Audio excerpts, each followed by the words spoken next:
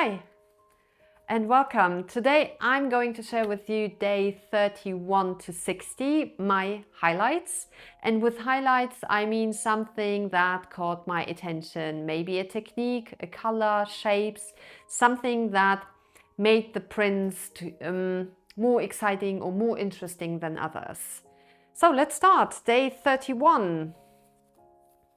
Here we are. You see, I came back to my initial plan to observe cracks and to draw cracks, and I recreated it without any intention. Yes, it was intentional, obviously, because I had this intention at the very beginning, but then I let it go and it came back to me. So you see here, by using paper trash, packaging, cardstock, I created these shapes and the textures of cracks, maybe old walls or sidewalks. It reminds me very much of this. So when you use this technique, first you create a very light layer, maybe a gray or a beige, and then another layer of paint, and then you put your paper pieces on top and you pull the first print. The first print is not very interesting because it is just a lot of white space and a little bit of paint. But then the second and third and maybe even the fourth ghost print, this gives you this very nice and interesting texture.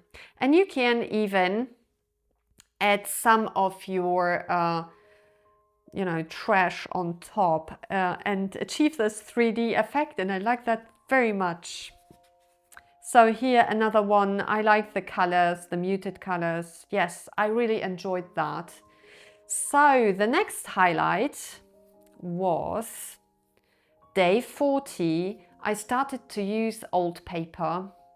You see it, I love this combination, the old paper and this blue, and I was still using the paper trash. Here I collaged pieces on this old paper, cardstock, and here I don't do this very often, I use the transfer technique. This woman, I hope you see that, is a logo by Die Brücke. This was a German artist group. I really like it. It's the woman and then it says Die Brücke means the bridge. Okay, and then day 43 and later I had the idea to use Rothko's color field paintings as an inspiration for printing on the jelly plate. I won't go into detail here because I made a video about this journey. I just show you my prints here in my art journal, how it all started. And yes, maybe you are interested in watching it because it led me to this technique where I put a lot of color. No, I put a lot of paint. I mix these words because in German it's just one word for color and paint, and in English I sometimes struggle. So I mean paint. I layer a lot of paint on the plate and then I pull a few prints, and you see what I started to really enjoy is this echo of, for example, here this yellow space or this blue marks. I really like that. And yes, I have here a little bit of Rothko, and then I started to really go into this layered method on the plate and started to enjoy it. So this is like maybe the second or third print, and this is like the fifth or sixth ghost print. I really like that. And here I did it all over again. Like on this print, you can see so much texture and different colors in a very nice way. And these lines with the darker marks, I created them by using the brayer or the edge sometimes you have paint on the edge of the brayer, and then you just roll the edge onto the plate and create really interesting textures. So more of this and more of this.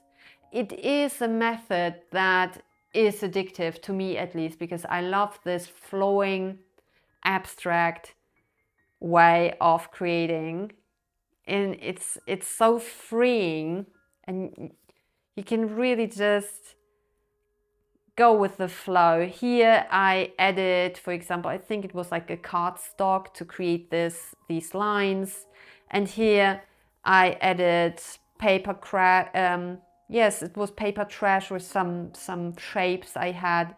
So you can combine then all your things or all the methods you used in your previous paintings. And here this was something very experimental. I used just the edge to print these rectangles.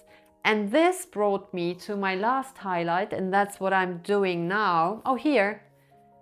Oh, yes, but this is something, it's the same technique with a lot of paint.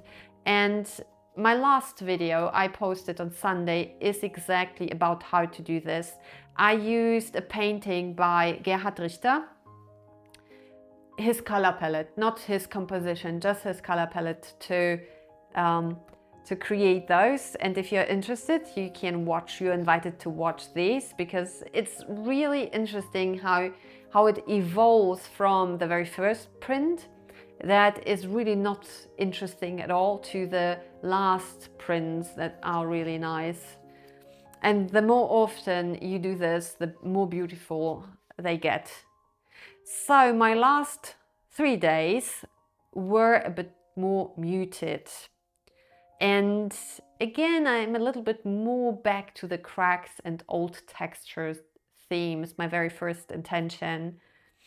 I really like that. So I create more subtle layers on the plate and print over and over again and make these marks with the edge of the roller.